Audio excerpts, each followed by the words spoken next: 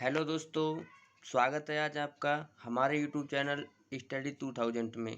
उम्मीद करता हूं दोस्तों आप लोग बहुत अच्छे होंगे, अपने घर पे अपनी पढ़ाई कर रहे होंगे क्योंकि कोरोना का टाइम चला हुआ है। तो चलिए इसी दौर में मैं आपके सामने एक वीडियो लेके पेश हुआ हूं। तो इससे पहले एक मोटिवेशन कोट सुनते हैं आज सुबह का। हो चुका है आगाज रन का, युग बदलने की तैयारी, जीत उसी की होगी जिसका संघर्ष है जारी।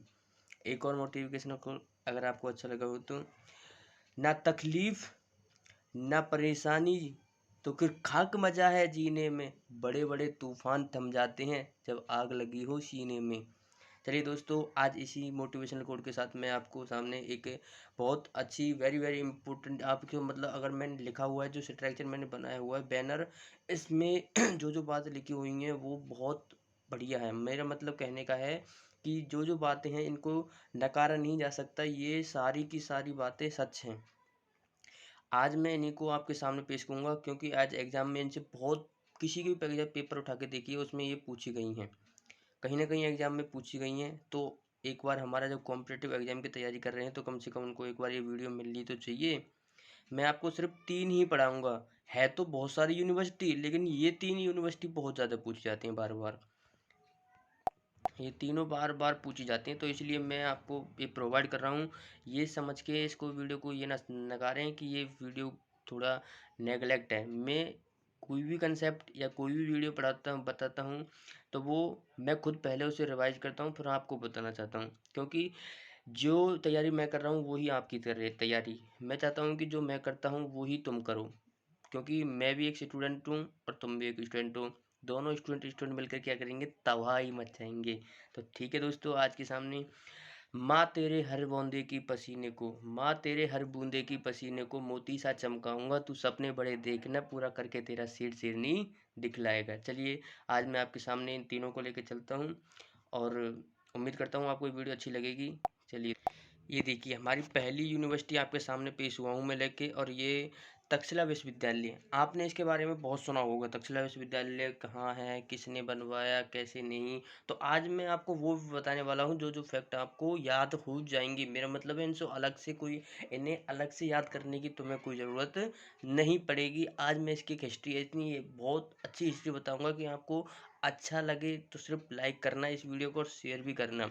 देखिए तक्षशिला विश्वविद्यालय, तक्षशिला विश्वविद्यालय की अगर मैं प्लेस की बात करता हूँ तो सबसे पहले तक्षशिला विश्वविद्यालय जो हमारा ये है पाकिस्तान में पड़ता है। आज पाकिस्तान में, लेकिन उस टाइम पे जब ये बना था ना तो उस समय भारत और पाकिस्तान एक ही थे, तो इसीलिए इसे भारत में गिना जाता है। और आज अगर वर्तमान में देखा जाए तो ये कहाँ पर है हमारा, ये हमारे पाकिस्तान में है। और तक्षशिला विश्वविद्यालय का जो नामकरण है ये किसने किया, तो तक्षशिला विश्वविद्यालय ऐसा माना जाता है कि जो हमारे भारत है, यानी कि जो हमारा जो भारत जिसके नाम पर हमारा भारत नाम पड़ा है, भारत के नाम पर उनका एक बेटा था तक्ष, उनके नाम पर ये तक्षशिला विश्वविद्यालय रखा गया है। अब मैं आपको इससे जो यहाँ पे एक मेन टीचर था, वो मेन टीचर थे हमारे चाणक्य। बहुत आपने सुना होगा, चाणक्य एक बहुत अच्छे गुरु कहूँ मैं उनसे, बहुत सर्वश्रेष्ठ महान वैज्ञानिक और कुल के आदमी थे। चाणक्य टीचर बहुत अच्छे टीचर थे। तो चाणक्य जो बहुत अच्छे टीचर होने के नाते उन्होंने ये पता चल गया था, क्योंकि उन्होंने एक सपना देखा था कि इस भारत को मुझे अखंड नहीं देखना, मतलब इसे मैं पूरा एक करके रहूँगा। इसी कारण जब ये तक्षशिला विश्वविद्यालय में टीचर थे तो वहाँ ये पढ़ाते थे। वहाँ पढ़ाने के बाद जो तक्षशिला विश्वविद्यालय में एक महान व्यक्ति आपने सुना होगा कि महान सम्राट सिकंदर। तो महान सम्राट जो सिकंदर है वो उन्होंने भी एक सपना देखा था कि मैं पूरी इस पृथ्वी पर अपना राज करना चाहता हूँ।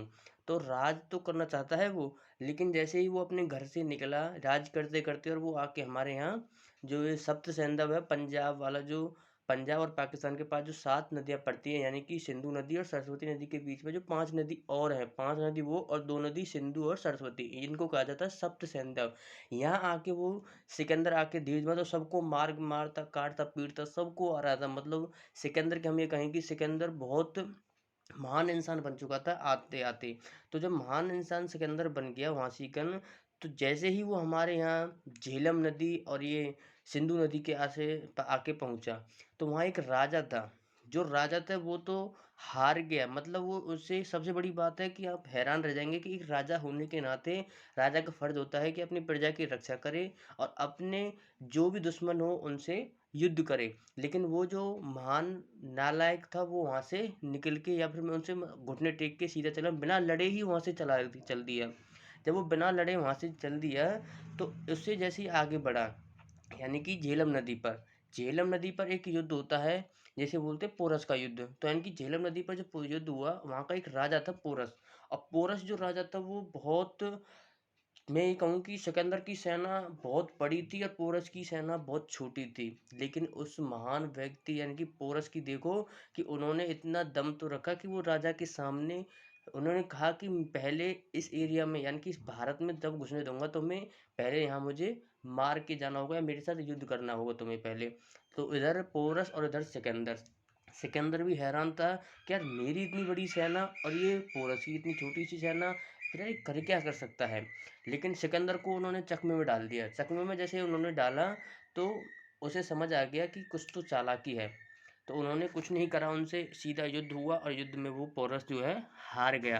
देखो हार जीत तो हिस्ट्री में चलती ही रहती है, लेकिन ये सबसे बड़ी बात है कि जो हिस्ट्री है वो केवल जो महान व्यक्ति होते हैं उन्हीं के बारे में बताता है। तो पोरस भी एक महान व्यक्ति था जो कि अपनी छोटी सेना लेकर के शायद लगभग 5-6 हज़ार रुपये की 5-6 हज़ार जो सैनिक थे उनकी सेना थी और उनके साथ सिकंदर के साथ लड़ा। लेकिन वहाँ से वो जीत के मतलब हार गया, सिकंदर वहाँ से जीता। अब जैसे ही जीता सिकंदर, अब सिकंदर ने सोचा कि अब मुझे भारत को जीतना चाहिए। अब तुम्हें तो पता है जब तक्षशिला विश्वविद्यालय हमने पढ़ा है पाकिस्तान में, और वहाँ एक महान गुरु जिनको कहा जाता है चाणक्य, या जिनको कहा जाता है जिनका दूसरा नाम है कौटिल्य, या जिनको कहा जाता है, इनका प्राचीन जो नाम था ना, जो बचपन का नाम था, इन्हें अजय कहा जाता था। और अजय का मतलब होता है जो कभी न हारने वाला, या फिर जो कि मतलब कोई भी किसी इससे कोई भी जीत नहीं सकता, उसे कहा जाता है अजय। इनके बचपन का नाम अजय था और कौटिल्य इनका दूसरा नाम रखा, और तीसरा नाम इनका रखा गया चाणक्य। तो जिनका नाम हमने विष्णुगुप्त पढ़ा और जिनका नाम कौटिल्य पढ़ा, जिनका नाम हमने तक्षशिला विश्वविद्यालय में चाणक्य पढ़ा, अजय उनका नाम था। तो उन्होंने देखा कि सिकंदर अब हमारे पूरे भारत पर आक्रमण करने वाला है। तो जैसे ही उन्होंने वो सुना कि सिकंदर अब हमारे भारत पर राज करने वाला है, तो उन्होंने राज करना। अब सबसे बड़ी बात है कि आपके सामने पहले हमारे जो उस टाइम पे सिकंदर आया था, तो उस टाइम पे हमारे भारत में 16 महाजनपद हुआ करते थे। इन 16 महाजनपदों को एक बार सुन लीजिए, फिर मैं आपको इनको ड्रॉ भी करके दिखाऊंगा कि 16 महाजनपद कहाँ कहाँ थे। एक जो 16 महाजनपद थे, एक तरफ तो थे 12 महाजनपद, दूसरे 2 जनपद थे, एक गंधार और एक थे कंधार। जो गंधार और कंधार दोनों थे हमारे यहाँ पाकिस्तान की तरफ गए और गए। फिर 2 यहाँ पर 14 हो गए।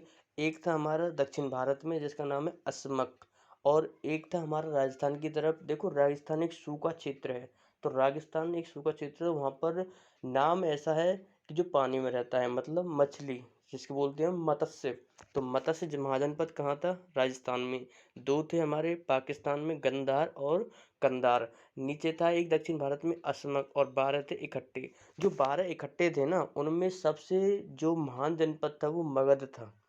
अब मगध में जो महाजनपद था वो मगध था। अब हमारे जो चाणक्य हैं, देखो गुरु कोई भी हो, गुरु गुरु ही होता है। उन्हें पता चल गया था कि इस भारत का क्या होने वाला है। जैसे ही वो वहाँ से उन्हें पता चला कि सिकंदर अब हमारे भारत पे युद्ध करने वाला है, तो जैसे ही वहाँ से चल दिया अपना पैदल पैदल। देखो पाकिस्तान तक्षशिला विश्वविद्यालय से चलते चलते हमारे जो गंदना जो हमारे ये मगध है, बिहार यूपी, यहाँ तक पैदल पैदल एक महान टीचर चलते हुए आ रहे हैं। और जो मगध में जो शासन कर रहा है उसका नाम है बिंबिसार। मगध में जो शासन कर रहा है उनका नाम है बिंबिसार। देखो बिंबिसार और बिंदुसार 2 अलग अलग व्यक्ति हैं, कहीं इनको एक माने। तो बिंबिसार जो हमारा मगध में शासन कर रहा है, और जो बिंबिसार मगध में शासन कर रहा है, इतना नालायक है, इतना नालायक शासक है।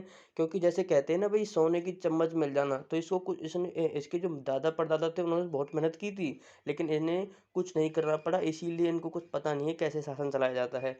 तो बिंबिसार अपना वहाँ पे शासन दारू में दुत्त, और एक अध्यापक है जो पैदल पैदल चल के सीधा ये बताने के लिए आ रहा है कि भाई साहब यहाँ पे जो है पूरे भारत पे शासन करने वाला है सिकंदर, केवल उसको संचेत करने के लिए आया।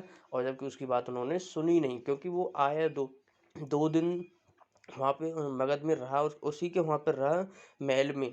क्योंकि जो हमारा बिंबिसार था वो दारू में धुत था। दारू में धुत होने के कारण वो उसे यही नहीं पता चला, 2 दिन तो उठे ही नहीं। दारू में इतना धुत था कि उसे यही नहीं पता चला कि वो कौन आया, हमारे घर में कौन नहीं आया। और जबकि इतने महान टीचर गिने जाते हैं चाणक्य, जो तक्षशिला विश्वविद्यालय से पैदल चल के आ रहे हैं, और झांसीकन इन्होंने शासन किया। हाँ, बिंबिसार जो है अपना झांसीकन शासन कर रहा था। बिंबिसार को उन्होंने बताया कि ऐसी-ऐसी बात है, और उनको मैप दिखाया कि ये सिकंदर है जो यहाँ तक चलते हुए आ रहे हैं। अब जैसे ही सीढ़ियों पे चलना शुरू, उनकी जो चाणक्य है, उन्होंने सीढ़ियों पे, राजा जो है वो पहले सीढ़ियों पे बैठते हैं ना, बहुत ऊँची एक बना रखा था एक, या मैं कहूँ आपको एक चबूतरा सा बना होता था, और उसपे सीढ़ी लगी होती, तो राजा बहुत ऊँची गद्दी पे बैठा हुआ करते थे। तो जैसे उनको मैप दिखाने के लिए गया चाणक्य, और बिंबिसार ने कुछ नहीं सोचा, वो मैप भी नहीं देखा, मैप कुछ भी नहीं सोचा उनके इसमें क्या लिखा है क्या नहीं लिखा। उन्होंने सीधा, बिंबिसार ने उसके चाणक्य को सीधे क्या दी, उनके माथे पर चोट मारी, मतलब वो नीचे आके गिर पड़े। उनकी जो टाँट वाँट थी उनका, और बाल जो थे वो, जो चोटियाँ बांधते थे ना, जो पंडित तो कोई चाणक्य पंडित था, तो चाणक्य जो है वो चोटियाँ जो थी उनकी वो खुल गई। अब टीचर है, और टीचर की इतनी बेइज्जती तो कोई नहीं सहन कर सकता, लेकिन किसी ने भी कुछ नहीं कहा। और वो टीचर सिर्फ एक बात कह के गया कि उन्होंने इस राज्य का नष्ट होगा और ये होगा, बस वो 2-3 बातें ऐसी बोल के गया। और आज के बाद वो बिंबिसार वहाँ से उभरा नहीं, और पूरे भारत में जैसे ही मतलब एक अध्यापक होने के नाते उनकी इतनी बड़ी बेइज्जती की गई उसने, बिंबिसार ने। और बिंबिसार जब चाणक्य यहाँ से जा रहे थे, तो चाणक्य जब जा रहे थे, रास्ते में एक व्यक्ति मिला, मतलब एक ही नहीं, वो 4-5 छोटे-छोटे बच्चे थे, वो खेल रहे थे। अब वो एक तरफ खेल रहे थे एक साइड में, तो उनमें एक महान व्यक्ति, और वो पता है गेम भी कौन सा खेल रहे थे, यही राजा वाला गेम खेल रहे थे। एक व्यक्ति जो बैठा हुआ था ऊंचाई पर, और कुछ नीचे बच्चे बैठे हुए, उनसे पूछा कि बताओ, इन्होंने उन्होंने एक एक देशद्रोही को पकड़ के लेकर आए उसके सामने। उन्होंने पूछा कि भाई देखो, ये देशद्रोही है, इसके साथ बताओ क्या किया जाए। उन्होंने कहा देखो, करना क्या है, इनको सीधा देशद्रोही है, और देशद्रोही के नाते तो इसको मृत्यु सजा मिलनी चाहिए, तो उनको मृत्यु सजा दे दी। अब चाणक्य हैरान है कि इतना छोटा सा बच्चा, उनको ये क्या पता है कि देशद्रोही हो, जो देशद्रोही होता है उसको मृत्यु सजा दी जाती है। तो चाणक्य ने कुछ नहीं सोचा, उस बच्चे को उनके पेरेंट्स से पूछा, और उनसे अपने अपने साथ लेके चल दिया। और ये व्यक्ति जो है, जिसके बारे में मैंने बताया, जिसको वो लेके आया है, वो है चंद्रगुप्त मौर्य। अब मौर्य क्यों कहा जाता है, क्योंकि ये, ऐसा कहा जाता है कि ये प्राचीन काल में बहुत बड़े क्षत्रिय के बेटे थे। अब क्षत्रिय बेटे थे, इनको इनके जो पिताजी थे वो चंद्रगुप्त मौर्य को बचाना चाहते थे, किसी तरह ये बच जाए। अब ये बचने के खातिर जंगल में आके बस गए, और जंगल में आने के ये मोर पालने का काम करते, तो इसलिए इनका पीछे चंद्रगुप्त मौर्य नाम पड़ गया। अब चंद्रगुप्त मौर्य को उन्होंने तक्षशिला विश्वविद्यालय में एडमिशन दिलवा दिए, और जबकि एडमिशन जो है वहाँ केवल 16 साल की उम्र, और 5 साल वहाँ पे पढ़ना होता था, जो वहाँ सारे राजा बनने के जो काम थे वो सिखाए जाते थे। और उस तक्षशिला विश्वविद्यालय में केवल और केवल वो व्यक्ति पढ़ते थे क्षत्रिय के बेटे या वैश्य के बेटे। और जबकि आपको पता है, जब मोर पालने का काम करते थे, तो मोर पालने का काम वो लोग करते थे, जो चंद्रगुप्त मौर्य के पिताजी, वो शूद्र करते थे उस समय। और उन्होंने अपना व्यवसाय बदल लिया, क्योंकि वो पहले थे तो क्षत्रिय क्षत्रिय के, लेकिन चंद्रगुप्त मौर्य ने कुछ नहीं कहा। जो और उनके चाणक्य अपने साथ लेकर के आए, तो चाणक्य ने उन्हें अपना दाखिला तो करवा दिया। अब दाखिला करवा दिया कि हाँ, ये कह के कि ये क्षत्रिय का बेटा है, वहाँ से बहुत पढ़ाया लिखाया बनाया, मतलब सिखाया सब कुछ, और एक राजा बन के चल दिया अपने साथ। तो अपने साथ वहाँ से राजा, मतलब चंद्रगुप्त मौर्य को इतना बड़ा महान व्यक्ति बना दिया कि पूरे भारत का जो उसने सपना देखा था, वो अखंड भारत का जो चाणक्य ने सपना देखा था वो पूरा हो गया। ठीक, अब यहाँ सीकन से हमारे तक्षशिला विश्वविद्यालय, अब तक्षशिला विश्वविद्यालय को हम कुछ फैक्ट के तौर पर पढ़ेंगे। ये मैंने आपको केवल हिस्ट्री बताई है इसकी, अब इसको मैं कुछ फैक्ट बताता हूँ जो आपके लिए इम्पोर्टेंट है। देखिए, ये है तक्षशिला विश्वविद्यालय के कुछ हिस्ट्री के बारे में जान लीजिए। ये देखिए तक्षशिला विश्वविद्यालय, देखो तक्षशिला विश्वविद्यालय पाली या फिर प्राचीन भारत में गांधार देश की राजधानी। मैंने आपको बताया था कि 16 महाजनपद थे, उन 16 महाजनपदों में 2 थे, गांधार और कांधार। गंधार कांधार पाकिस्तान में था, तो गंधार जो है उस देश की राजधानी का शिक्षा का प्रमुख केंद्र था। यहाँ का विश्वविद्यालय विश्व के प्राचीनतम विश्वविद्यालयों में शामिल है। यह हिंदू व बौद्ध दोनों के लिए महत्व केंद्र था, तो यानी कि हिंदू भी इसमें पढ़ सकते थे और बौद्ध भी। चाणक्य यहाँ पर आचार्य थे, तो यानी कि पूछेंगे कि तक्षशिला विश्वविद्यालय में जो प्रमुख टीचर थे वो कौन थे, तो चाणक्य। और सबसे बड़ी बात है कि जो हमारा तक्षशिला विश्वविद्यालय, इसमें चीनी यात्री आया था, और चीन यात्री जो था वो फाइयान था। इस फाइयान जो तीन यात्री था, इसका जो हमारा चीनी यात्री है ये आया हमारा फाइयान आया हुआ है। ठीक है, अब जो चीनी यात्री है ये कौन सा आया, हमारा फाइयान आया है, और इस फाइयान की एक किताब है। अब इस किताब को मैं अगर लिख के बताऊँ तो वो है जो एग्जाम पूछी भी जाती है, फा कू की, फा कू की, ये इसकी किताब है फाइयान की। एक आएगा हर्षवर्धन के काल में आता है हैंसोंग, उसकी है सी यू की, तो इसकी किताब कौन सी है, फा कू की, फा कू की इसकी बुक है, फोकू की है शायद, sorry sorry sorry sorry very sorry, फोकू की है वो बुक, फाकू की नहीं, फोकू की, फोकू की ये उसकी किताब है। अब हम फोकू की के बारे में बता दिया आपको। अब चलते हैं हमारे नेक्स्ट, जो इसके फोटो देख लीजिए आप एक बार।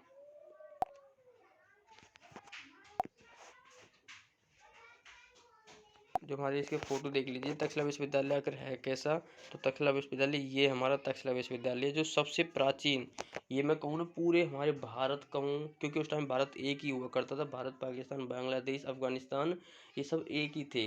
तो हमारा जो भारत का सबसे प्राचीन अगर विश्वविद्यालय पूछे तो सबसे प्राचीन विश्वविद्यालय हमारा ये है तक्षशिला विश्वविद्यालय। अब नेक्स्ट करते हैं इसके बारे में। देखो सथान, ये हमारा देखो कि पाकिस्तान का है, और ये हमारा भारत का हिस्सा है। मैंने उसमें बताया था कि भारत पाकिस्तान एक हुआ करता था। जो लाल डॉट डॉट बिंदी दिखाई दे रही है यहाँ पर हमारा कौन सा है, ये आपको है पाँच सॉरी ये आपको है तक्षशिला विश्वविद्यालय। अब मैंने जो आपको 7 नदी बताई थी वो 7 नदी ये हैं, सिंधु, झेलम, चिनाब, ताप्ती, और ये सरस्वती नदी, ये हमारी नदियां हैं 7 नदी जो संतप्त थी मैंने। अब इसके बारे में जैसे ये मैंने बताया था कि सतान कहाँ है, रावलपिंडी जनपद और पंजाब पाकिस्तान में है। उसमें पंजाब और पाकिस्तान का हिस्सा हुआ करता था। इसका इतिहास लगभग 1000 में ईसा पूर्व में इसे स्थापित किया गया था। और शताब्दी की बात करते हैं तो उस समय 5वीं शताब्दी चलती थी। अब इसे यूनेस्को, एक क्वेश्चन ये आ गया कि यूनेस्को जो विश्व धरोहर है, मतलब तक्षशिला विश्वविद्यालय को यूनेस्को में कब शामिल किया गया था, तो तक्षशिला विश्वविद्यालय को यूनेस्को में 1980 में शामिल किया गया था। और तक्षशिला विश्वविद्यालय एशिया की बात करें तो एशिया में कहाँ पर है, दक्षिण एशिया में है। बस इससे यही 2 क्वेश्चन बनते हैं इंपॉर्टेंट। अब ऐतिहासिक रूप से यह 3 महान मार्गों के संगम पर स्थित है। 3 महान मार्ग, एक है उत्तरापथ, एक है उत्तर पश्चिम मार्ग, एक है सिंधु नदी मार्ग, जो 7 नदी थी। अब उत्तरपथ मार्ग वर्तमान ग्रैंड ट्रंक रोड जिसे आप कहते हैं जीटी रोड, जो गंधार को मगध से जोड़ता है। मैंने बताया था कि जो तक्षशिला विश्वविद्यालय वहाँ से वो पढ़ते हुए कौन आया था, चाणक्य आया था और मगध में आके पहुंचा। तो यहाँ तो जो जोड़ने वाला है वो कौन सा था, जीटी रोड जिसे हम कहते हैं। ये पहले उत्तरापथ हुआ करता था।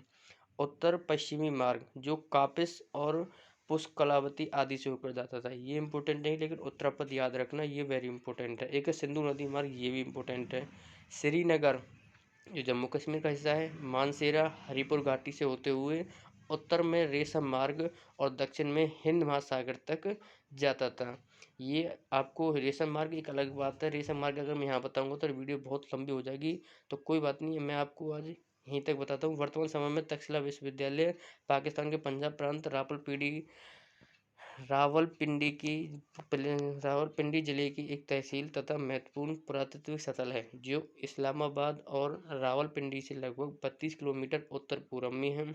ग्रैंड ट्रंक रोड इसके बहुत पास से होकर जाता है। यह स्थल 1980 से यूनेस्को की विश्व विरासत सूची में सम्मिलित हुआ था। वर्ष 2010 की एक रिपोर्ट में विश्व विरासत फंड ने इसे उन 12 स्थलों में शामिल किया जो अपूरणीय क्षति होने के कगार पर हैं। इस रिपोर्ट में इसका प्रमुख कारण अपर्याप्त प्रबंधन, विकास का दबाव, युद्ध, लूट और संघर्ष आदि बताए गए हैं। तो मेरा मतलब है कि अब जो तक्षशिला विश्वविद्यालय, इसे यूनेस्को में कब शामिल किया गया था? 1980 में। ये फैक्ट है। पूछेंगे कि तक्षशिला विश्वविद्यालय यूनेस्को में कब शामिल हुआ था? 1980 में। तक्षशिला विश्वविद्यालय है कहाँ पर? ये पंजाब प्रांत और जो गंधार है उसकी राजधानी है, पाकिस्तान में है। दक्षिण के जो एशिया है उसके दक्षिण में है। अब ये बताया जाता है कि जो कुछ ऐसी 12 सतल है जो अपने कगार मतलब खत्म होने के कगार पर, तो तक्षशिला विश्वविद्यालय भी हमारा मिटने वाला है। इसके कारण बताए हैं कुछ, जैसे इसका ध्यान न रखना, मतलब प्रबंधन इसका नहीं होना, फिर इसमें विकास का दबाव है, और लूट मार जो रही होगी उसके कारण इसे खत्म होने वाला है। अब हम नेक्स्ट विश्वविद्यालय की बात करते हैं, जिसका नाम है नालंदा विश्वविद्यालय। वेरी वेरी इंपॉर्टेंट है ये भी नालंदा विश्वविद्यालय, जो एक व्यक्ति जिन्होंने तो बच्चों के भविष्य यानी कि पढ़ने के लिए विश्वविद्यालय बनाया था, और एक वो नालायक जो अनपढ़ होने के नाते इसमें जली हुई बुक जो थी उनको जला दिया। मैं ये कहूँ कि जो बुक थी उनमें लगभग 4 महीनों तक आग जलती रही, धूं-धूं करती हुई। मेरा मतलब है कि इतनी किताबें थी कि वो सारी ही जल के राख हो गई। आज जो अपना भारत का इतिहास पढ़ते हो ना, ये इतिहास केवल वो पन्ने हैं जो बच गए थे बिना जले।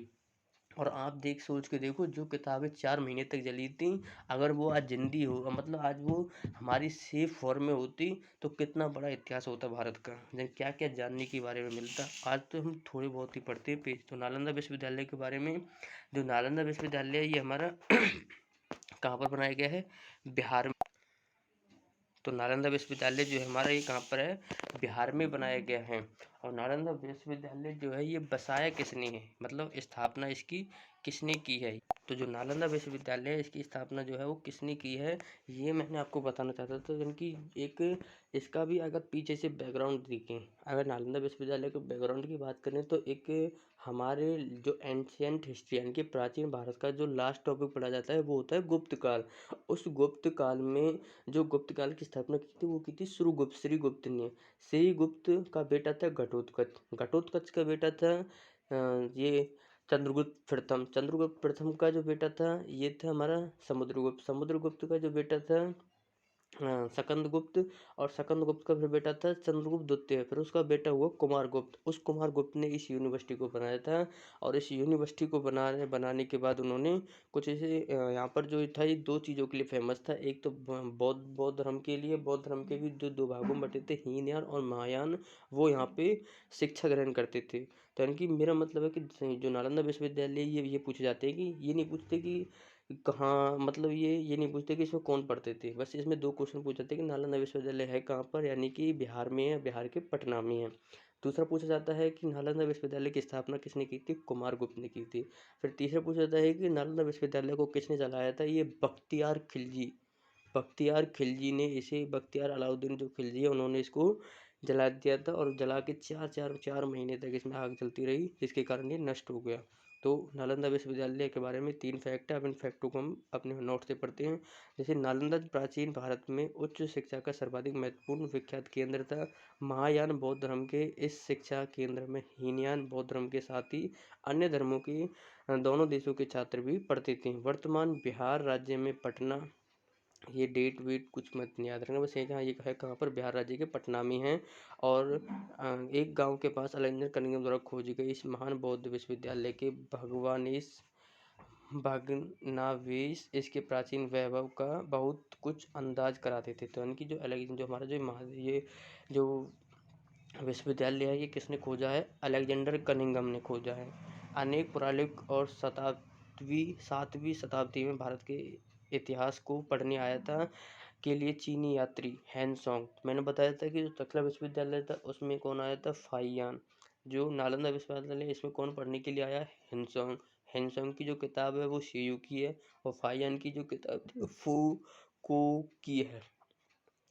की है। तो इसके बारे में जाना हमने। और उसके बाद जो ये है नालंदा, अगर हम उसे तक्षशिला विश्वविद्यालय के अगर मैप में दिखाऊं तो ये देखो, उस समय ये पूरा पाकिस्तान है, ये हमारा भारत है, और ये हमारा जो ड्रॉट कर रहा है ये पटना यानी कि बिहार को दिखाया जा रहा है, नालंदा जिले। और ये क्षेत्र जो है वो कौन से में आता था? मैंने बताया था 16 महाजनपद, उसमें ये आता है।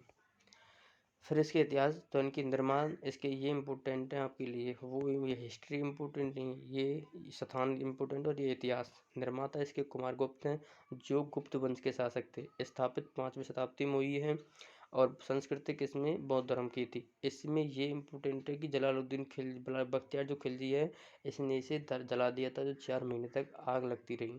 फिर इसे यूनेस्को में कब शामिल किया गया, तो यूनेस्को में इसे 2016 में शामिल किया गया था। अब बात करते हैं नेक्स्ट यूनिवर्सिटी जो हमारी आती है, विक्रमशिला यूनिवर्सिटी, जो बहुत ज़्यादा इम्पोर्टेंट है। विक्रमशिला विश्वविद्यालय, जो विक्रमशिला विश्वविद्यालय है, ये भी एक महान व्यक्ति होने के नाते उन्होंने बताई है, जिसका नाम, जिसमें एक पहले टीचर बताता हूँ जिसका नाम है अतीश दीपंकर। अतीश दीपंकर, जैसे मैंने बताया था कि तक्षशिला विश्वविद्यालय में एक व्यक्ति इंपॉर्टेंट जो टीचर था वो था चाणक्य। तो ऐसे ही विक्रमशिला में एक टीचर है अतीश दीपंकर, इनका भी बहुत अच्छा इतिहास है, यानी कि ये भी बहुत यहाँ के टीचर रहे हैं। अब मैं अगर विक्रमशिला के बारे में बताऊं तो विक्रमशिला की जो स्थापना की गई है वो धर्मपाल ने इसकी स्थापना की थी, और ये पाल वंश के राजा थे। मतलब पाल वंश एक वंश था, वहाँ के राजा थे। धर्मपाल ने इस यूनिवर्सिटी की स्थापना की है, और ये वर्तमान में कहाँ पर है, इस वर्तमान में इसके बताने की देखो इतिहास। विक्रमशिला भारत का एक प्रसिद्ध शिक्षा केंद्र था। नालंदा विश्वविद्यालय और विक्रमशिला दोनों पाल राजवंश के राज्यकाल में शिक्षा के लिए जगत प्रसिद्ध थे। वर्तमान समय में बिहार के भागलपुर जिले का अचिंत्य गांव वहीं है जहां विक्रमशिला थी। इसकी स्थापना जो है वो पाल राजा धर्मपाल ने की थी, और प्रसिद्ध पंडित जो यहाँ थे, शिक्षक थे, शिक्षण तो करते थे, वो अतीश दीपंकर थे। तो ये हमारा जो दिखाई दे रहा है कि देखो खेतों में है, तो आज भी है और पहले भी था। देखो कितना पुराना यूनिवर्सिटी है, और इसमें पूछा जाता है कि विक्रमशिला विश्वविद्यालय कहाँ पर है, ये बिहार के भागलपुर में है। और जो हमने पढ़ा था पीछे कि नालंदा विश्वविद्यालय पटना बिहार में था, तक्षशिला विश्वविद्यालय जो गंधार की राजधानी थी, गंधार की राजधानी में तक्षशिला विश्वविद्यालय था, पाकिस्तान की तरफ, पंजाब पाकिस्तान में। तो इन तीनों के बारे में आज जाना। अब इसके ये इम्पोर्टेंट नहीं है कोई। ये देखो हमारा जो कुमार गुप्त है, मैंने आपको बताया था जो पिछला, उसके कुछ एक नोट्स हैं, इनका फ़ोटो खींच लीजिए कि किसका बेटा था। फिर इनका भी स्क्रीनशॉट लीजिए कि बख्तियार खिलजी ने इसे जला दिया। अब हमने पूरी यहाँ से वीडियो हो चुकी है। अब मेरी जो लास्ट है वो मैं आपको ये बताना चाहता हूँ कि जो 16 महाजनपद थे उनका मैं ड्रॉ करके दिखाऊँ तुम्हें। तो मेरे 16 जो महाजनपद थे इनके बारे में देखिए। जो 16 महाजनपद थे हमारे, 16 महाजनपद के बारे में देखो, मैंने बताया था एक, सबसे पहले देखो इनको कनेक्ट करके जोड़ना बहुत ज़रूरी नहीं, 16 महाजनपद भूल जाते हैं। पहले जो एक यहाँ आता है हमारा, ये हो गया हमारा असमक, ये हमारा कौन सा है, असमक महाजनपद। एक ये अकेला है जो दक्षिण भारत में है, असमक महाजनपद। एक मैंने बताया था कि जो राजस्थान है तो सूखा क्षेत्र, लेकिन यहाँ पर एक बहुत महत्वपूर्ण है जिसका नाम है मत्स्य, ये राजस्थान में अकेला है। फिर मैंने बताया था कि जो दो हैं वो यहाँ थे हमारे, एक और एक, दो पाकिस्तान की तरफ। अभी पाकिस्तान की तरफ है जिसका नाम है गंधार,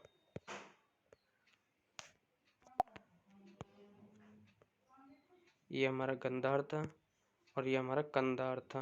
मतलब दो हैं, और इस गंधार में तो आपको पता है तक्षशिला विश्वविद्यालय था। अब यहाँ जो पनप रहे हैं ये हमारा मगध, जो बहुत ज़्यादा है, तो छोटा सा एरिया में था, लेकिन ये आगे जाके बहुत महान बना। तो मगध, और मगध के जैसा ही था यहाँ अवंती, मगध की जैसा ही कौन सा था यहाँ, अवंती था। तो देखो मैं इसको वैसे द्वारा ड्रॉ करता हूँ जो तुम्हें भी समझ आए। यहाँ पनप रहे थे हमारे मगध। अगर मैं इसे द्वारा करूँ तो देखो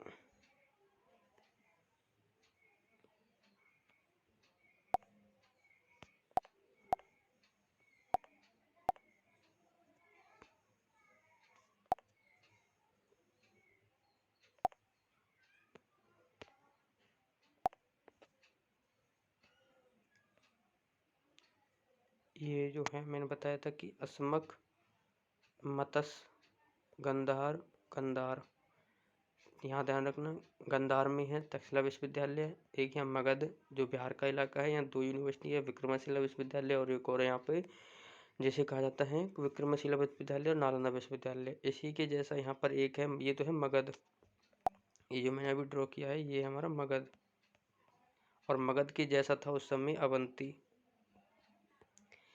मगध के जो ऊपर था ये था हमारा वज्जी, जो बहुत बहुत ज़्यादा इम्पोर्टेंट है वज्जी, जिसमें 8 गणराज्य का एक समूह था। ये जैसे आज पूरा भारत है ना, ये 22 राज्य 28 राज्यों का समूह है, तो उस समय वज्जी भी 8 राज्यों ऐसे ही समूह हुआ करता था। देखो मैं आपके सामने आज मगध नहीं पढ़ा रहा, महाजनपद काल नहीं पढ़ा रहा, इनको फिर कभी एक वीडियो में कवर करा देंगे। तो मैं आज के लिए बस इसको नोट कर दिया है तुम्हें कि क्या जब कितने महाजनपद उस समय हुआ करते थे। तो यही तो बताया था मैंने, जो जीटी ट्रंक रोड है ये जो चाणक्य चल के आया था मगध, और मगध के भी किसके पास आया था, बिंबिसार के पास, सिकंदर के बारे में बताने के लिए। तो चलो आज के लिए मैं इतना ही करता हूँ, उम्मीद करता हूँ आपको बहुत अच्छी लगी होगी। तो आज के वीडियो आपको अगर अच्छी लगी तो शेयर जरूर करिए। धन्यवाद।